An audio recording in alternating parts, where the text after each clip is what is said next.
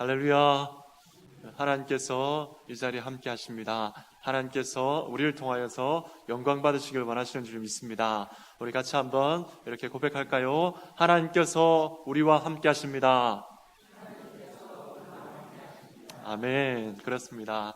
하나님께서 우리와 함께 하시며 이 자리에서 하나님께서 우리에게 계획하신 풍성한 은혜를 내려주실 줄로 믿습니다. 여러분, 우리가 살아가다 보면 이런 일을 당할 때가 있습니다.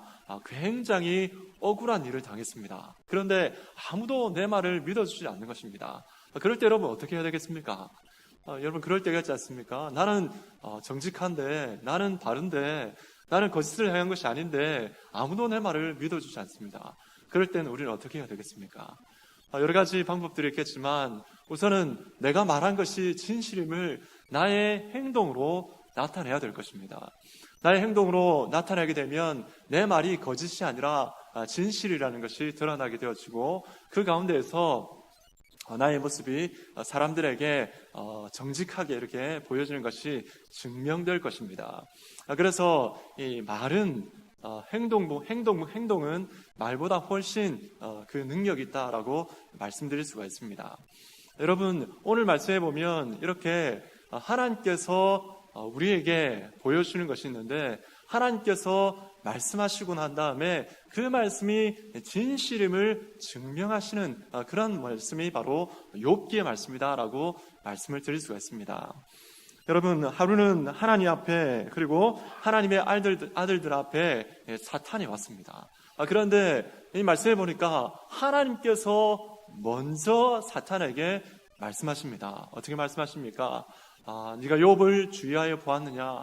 그와 같이 온전하고 정직하여 하나님을 경외하며 악에서 떠난 그런 사람이 없다. 이렇게 자랑합니다.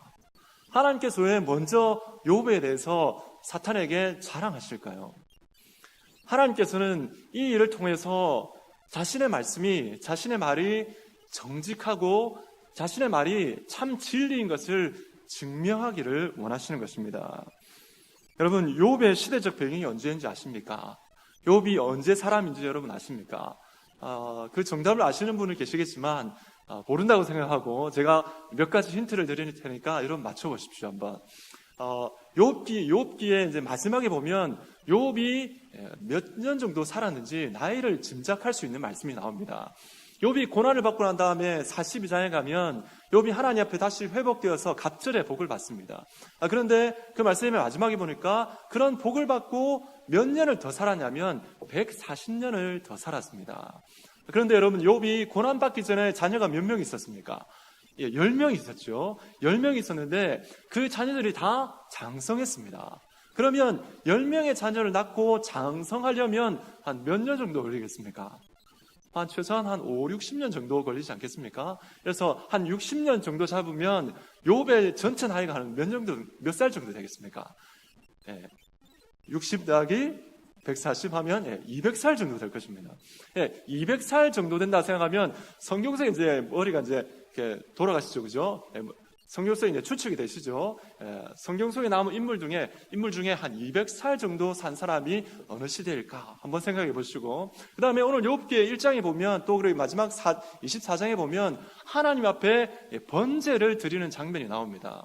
근데 이 번제를 드릴 때에 어떤 장소에서 드리냐면 성막이 있지 않습니다. 그리고 성전도 있지 않습니다. 그가 하나님 앞에 드릴 때에 자신이 만든 그 단에 번제를 드리는 것을 볼 수가 있습니다. 그러니 여러분, 성막도 없고 성전도 없는 그런 시대라면, 그리고 나이가 200살 정도 된다면 어느 시대라고 생각이 되십니까? 어느 시대일까요? 창세기에 나오겠습니까? 안 나오겠습니까? 창세기에 나오겠죠. 창세기 족장시대가 많습니다. 창세기 족장시대. 아브라함이 몇 살까지 살았냐면 175세를 살았습니다. 그리고 이삭이 180세를 살았습니다. 비슷하지 않습니까? 그래서 이 창세기 족장시대에 살았던 사람이 바로 욥입니다. 욥인데 여러분, 이 성경의 역사를 한번 살펴보십시오. 성경이 어떤 역사입니까? 성경은 인류 전체 역사를 다 기록해 놓지 않습니다. 하나님께서 선별적으로 기록을 해놓으셨습니다. 곧 무엇을 말씀드리냐면 성경은 하나님의 구속의 역사입니다. 하나님께서 인류의 구원을 위해서, 인간의 구원을 위해서 이루어 가시는 하나님의 구원의 역사를 기록한 것이 바로 성경인 것입니다. 그런데 여러분, 하나님께서 태초에 이 모든 우주 만물을 만드시고 사람을 창조하셨습니다. 그런데 하나님을 이 모든 것을 선하게 창조하셨습니다. 보시기 좋게 이렇게 창조했습니다. 그런데 안타깝게도, 정말 안타깝게도 창세기 3장에 가면 아담과 하와가 하나님 앞에 범죄하게 됩니다. 여러분, 이 사건으로 말미암아서 하나님은 하나님의 이름, 하나님의 영광에 치명적인 모독을 당하게 됩니다. 여러분, 죄가 그런 것입니다. 이 죄로 말미암아서 하나님 앞에 범하는 그 죄로 말미암아서 하나님의 이름이 모독을 당한 것입니다. 그래서 하나님께서 어떻게 하셨습니까? 이 모독을 당한 하나님의 이름을 회복하시기 위해서 하나님은 이 구원의 역사를, 구속의 역사를 이루어 가시는 것입니다. 그래서 하나님께서는 이 하나님의 영광을 회복하시기 위해서 창세기 3장 15절 말씀에 먼저 내가 여자의 후손을 통해서 사탄의 머리를 박살내겠다라고 말씀하셨습니다. 이 원시복음이죠. 그리고 하나님께서는 아브라함을 선택하셔서 그를 통해서 인류 구원의 역사를 진행하고 이제 시작하시는 것을 볼 수가 있습니다. 그것이 창세기 전체의 스토리다라고 말씀드릴 수 있습니다. 그렇다면 여러분, 아브라함과 같은 이 족장 시대의 욥은 어떤 역할을 감당했겠습니까? 하나님께서 창세기 3장 15절 말씀에 여자의 후손을 통해서 사탄의 머리를 박살내시겠다라고 하셨던 그 말씀, 그 언약의 말씀과 아브라함을 통해서 주셨던 내가 너를 통해서 모든 인류에게 복을 내리겠다라는 그런 인류 구원의 그 말씀이 정말 거짓이 아니라 진실인 것을 하나님께서는 말씀이 아니라 행동으로 증명하기를 원하시는 것입니다. 그것이 바로 욥기가 되겠습니다. 여러분, 하나님의 이름이 모독을 받았고 하나님의 그 영광이 가려지게 되었습니다. 그럴 때 하나님께서는 욥을 통해서 다시 그 실추된 하나님의 영광, 하나님의 이름을 회복시키시길 원하시는 것입니다. 그래서 하나님께서는 사탄에게 먼저 말씀하셨습니다. 네가 욥을 주의하여 보았느냐? 그와 같이 온전하고 정직하며 하나님을 경외하고 악에서 떠난 자가 그와 같은 사람이 없다. 자랑하시는 것입니다. 여러분, 욥이 고난당한 이유가 무엇입니까?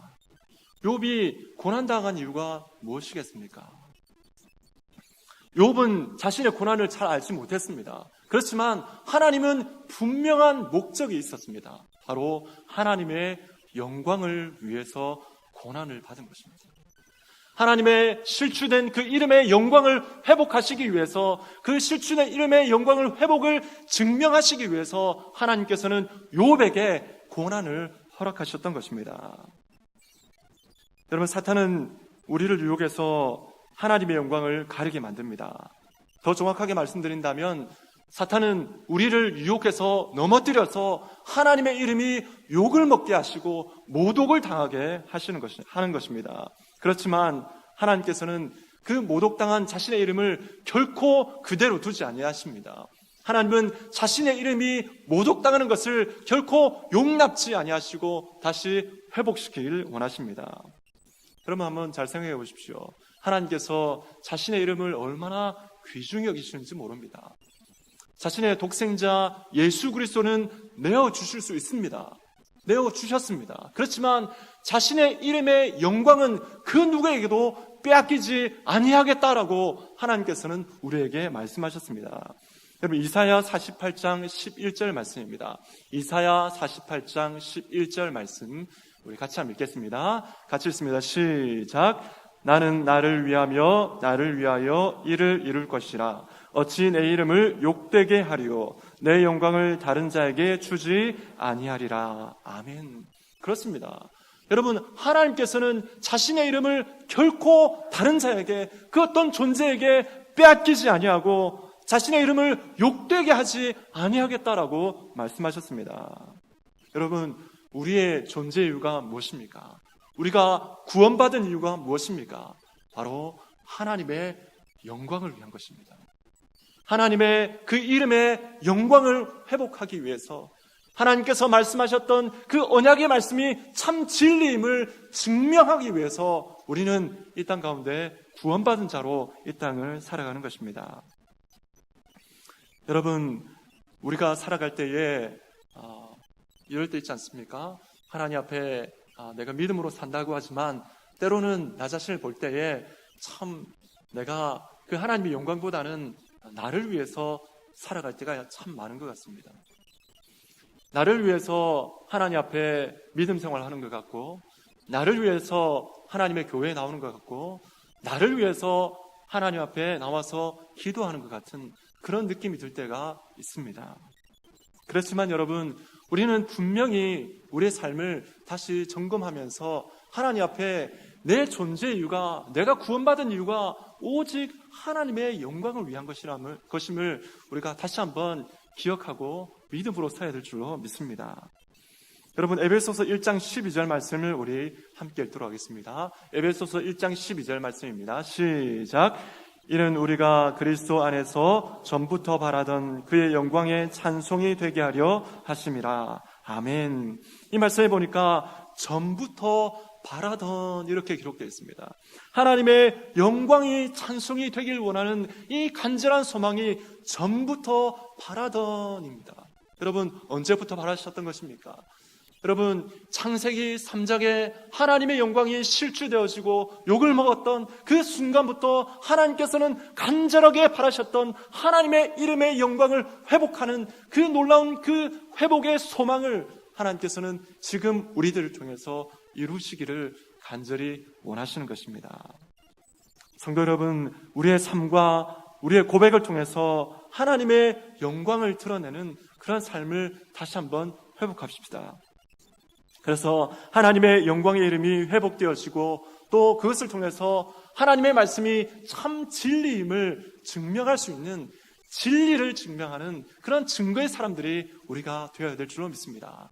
간절히 소망하는 것은 우리 성도님들이 그런 말씀을 증거하고 진실임을 증명하는 그러한 증명의 사람들이 되시기를 주님의 이름으로 바랍니다. 여러분, 그런데 우리가 여기서 한 가지 더 살펴볼 것이 있습니다. 그것은 무엇이냐면 하나님의 영광을 드러낼 때에 우리를 방해하고 우리를 공격하는 사탄의 방해 작전이 있습니다. 하나님의 영광을 가리게 만드는 우리가 넘어야 할 장애물들이 있는 것입니다. 욥에 대한 하나님의 자랑에 대해서 사탄은 반대 의견을 냅니다. 하나님, 욥이 온전하고 순전하고 하나님을 경외하며 악에서 떠난 자라고요? 하나님, 아닙니다. 그렇지 않습니다. 사람이 얼마나 쉽게 변하는데요. 하나님 보셨지 않습니까? 제가 죄 없는 아담도 넘어뜨렸습니다. 죄 없는 아담도 넘어뜨려서 하나님을 모독하는 그런 일자리에 제가 서게 했습니다. 욥도 마찬가지입니다. 욥이 까닭없이 하나님을 그렇게 섬기겠습니까? 하나님을 경외하겠습니까? 그렇지 않습니다. 하나님께서 주신 복이 좋아서 그런 것입니다. 하나님께서 주신 복이 있기 때문에 하나님을 섬기고 있는 것입니다. 만약에 그 모든 소유를 다 거두어 가십시오. 그러면 정녕 하나님을 욕할 것입니다. 여러분, 사탄이 이렇게 하나님 앞에 당당하게 말할 수 있는 이유가 무엇입니까? 인간의 모습을 알기 때문에 그렇습니다. 우리가 연약하다는 것을 알기 때문에 그렇고 우리가 쉽게 넘어질 수밖에 없는 그런 존재라는 것을 사탄이 너무나 잘 알기 때문에 그런 것입니다. 그래서 우리가 넘어야 할 이 사탄의 공격, 하나님의 영광을 위해서 우리가 넘어야 할 첫 번째 산은 무엇이냐면 바로 인간은 까닭에 있어서 하나님을 믿는다라는 것을 뛰어넘어야 하는 것입니다. 하나님께 복을 받기 위해서 우리가 하나님을 섬기는 것이 결코 아닌 줄 압니다. 나를 위해서 예배드리고 나를 위해서 기도하고 나를 위해서 하나님을 믿는 그런 마음이 아니라 오직 하나님 앞에 순전하게, 하나님 앞에 정말 자신 있게 나의 마음을 온전하게 드릴 수 있는 그런 삶이 되어야 될 줄로 믿습니다. 여러분, 사탄이 자신 있게 말을 하고 난 다음에 욥의 모든 소유를 다 빼앗도록 하나님께서 허락하셨습니다. 그래서 욥이 가지고 있는 재산도, 그리고 욥이 낳았던 10명의 자녀들도 다 가져가셨습니다. 여러분, 욥은 동방의 가장 유력한 사람 중에 한 사람이었습니다. 그런데 하루아침에 완전히 다 잃고 알거지가 되었습니다. 여러분, 그때 욥이 어떻게 했습니까? 자신의 모든 소유를 다 잃었지만 하나님을 욕했습니까? 그렇지 않습니다. 욥이 어떻게 했습니까? 여러분, 욥기 1장 21절 22절 말씀인데요, 욥이 했던 정말 아름다운 신앙의 고백입니다. 우리 같이 한번 읽겠습니다. 시작. 이르되 내가 모태에서 알몸으로 나왔사온즉 또한 알몸이 그리로 돌아가올지라. 주시니도 여호와시요 거두시니도 여호와이시오니 여호와의 이름이 찬송을 받으실지니이다 하고, 이 모든 일에 욥이 범죄하지 아니하고 하나님을 향하여 원망하지 아니하니라. 아멘. 이 말씀을 여러분 잘 보십시오. 욥이 했던 것이 무엇입니까? 범죄치 아니하고 하나님의 이름의 영광을 드러내고 있습니다. 하나님의 이름, 여호와의 이름이 찬송을 받으실지니이다라고 하나님을 찬양하고 있습니다. 욥은 입술로 범죄하지 아니하고 하나님 앞에 이렇게 자신의 모든 소유를 다 잃었지만 그 가운데 하나님을 높이고 있습니다. 사랑하는 성도 여러분, 우리도 좀 이렇게 되었으면 좋겠습니다. 우리도 하나님 앞에 우리의 신앙이 정말 순수한 신앙이 되었으면 좋겠습니다. 아무것도 바라지 아니하고 아무런 욕심도 섞여 있지 아니하고 하나님 앞에 정말 구원받은 그 은혜가 너무나 좋아서, 그 하나님을 섬기는 것이 너무 좋아서 그냥 아무런 욕심 없이 그저 하나님을 섬기는 것이 좋아서 하나님께 예배드리고, 그저 섬기는 것이 좋아서 하나님 앞에 기도하고, 그저 하나님을 예배하는 것이 좋아서 내 삶을 들여서 하나님 앞에 헌신하며 나아가는 그런 순수한 신앙, 그런 순수한 신앙을 우리가 회복했으면 좋겠습니다. 여러분, 이 저녁이 그렇게 회복하는 그런 시간이 될 줄로 믿습니다. 여러분, 두 번째 사탄의 공격이 있습니다. 그것은 바로 사람은 자기 생명을 최고로 사랑합니다 라는 것입니다. 이 산을 뛰어넘어야 합니다. 여러분, 우리의 소유보다 사실 우리의 생명을 사실 더 우리는 붙들고 있습니다. 생명의 위협을 받으면 하나님을 향해서 원망하고 욕할 것입니다. 사탄은 우리를 그렇게 참수합니다. 하나님께서 욥에게 그 모든 것을 행할 것을 하나님께서는 허락하셨습니다. 그래서 욥이 머리끝에서 발끝까지 온몸에 종기가 났습니다. 얼마나 괴롭겠습니까? 얼마나 가렵고 얼마나 따가웠겠습니까?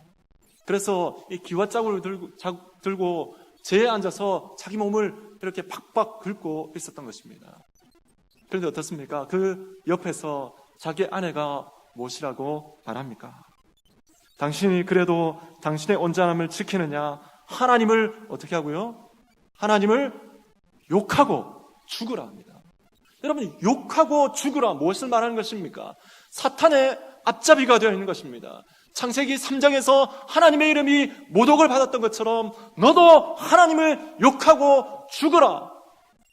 여러분, 만약에 욥이 하나님을 욕하고 죽었다면 어떻게 되겠습니까? 하나님의 이름은 다시 한번 모독을 당할 것이고, 하나님의 말씀은 거짓인 것이 드러나게 되어지고, 오히려 사탄의 말이 진실임이 되는 것입니다. 욥은 그렇게 자신의 생명을 위협을 받고 있었지만 어떻게 했습니까? 하나님 앞에 믿음으로 고백하고 그 가운데서 범죄치 않은 것을 볼 수가 있습니다. 욥기 2장 10절 말씀인데요, 욥기 2장 10절 말씀도 우리 함께 읽겠습니다. 시작. 그가 이르되 그대의 말이 한 어리석은 여자의 말 같도다. 우리가 하나님께 복을 받았은즉 화도 받지 아니하겠느냐 하고, 이 모든 일에 욥이 입술로 범죄하지 아니하니라. 아멘. 하나님께 욥은 자신의 모든 것을 다 맡기고 있습니다. 곧 하나님의 절대 주권을 인정하고 있습니다. 하나님께 내가 복을 받았던 것처럼 하나님께서 내게 화도 주시지 않겠느냐. 내가 그 화도 받는 것이 하나님이 주셨다면 받는 것이 합당하지 않겠느냐. 하나님이 하셨다면 내가 그것을 그대로 따르는 것이 바로 인간의 나의 모습이, 나의 본분이, 나의 목적이 되어야 되지 않겠느냐.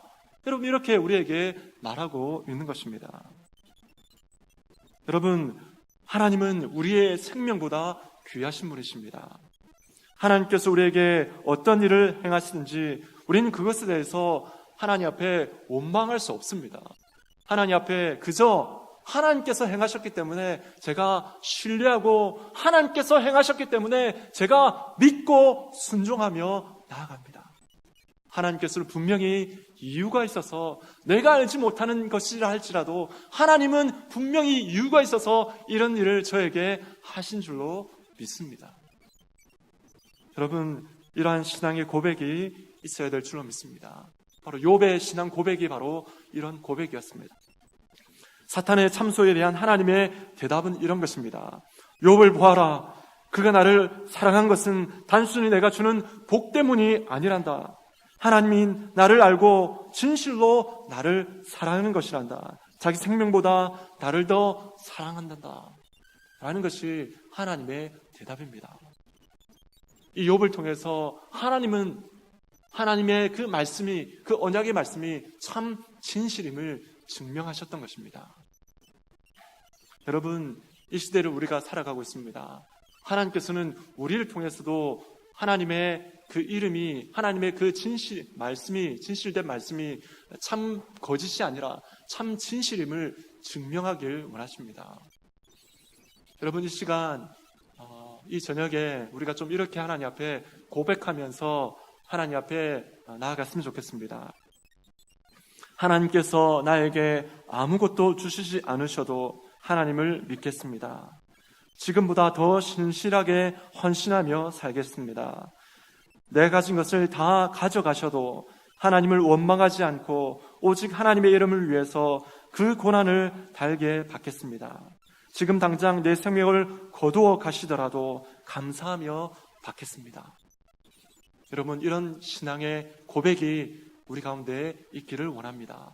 이런 고백을 통해서 하나님의 그 실추된 이름, 그 하나님의 모독을 받았던 그 하나님의 이름을 우리가 다시 하나님의 그 영광과 그 하나님의 이름의 그 찬송을 올려드리면서 회복해드리면서 정말 하나님께서 말씀하신 그 말씀이 참 진리임을 증명하는 우리 모든 성도님들 되시기를 간절히 소망합니다.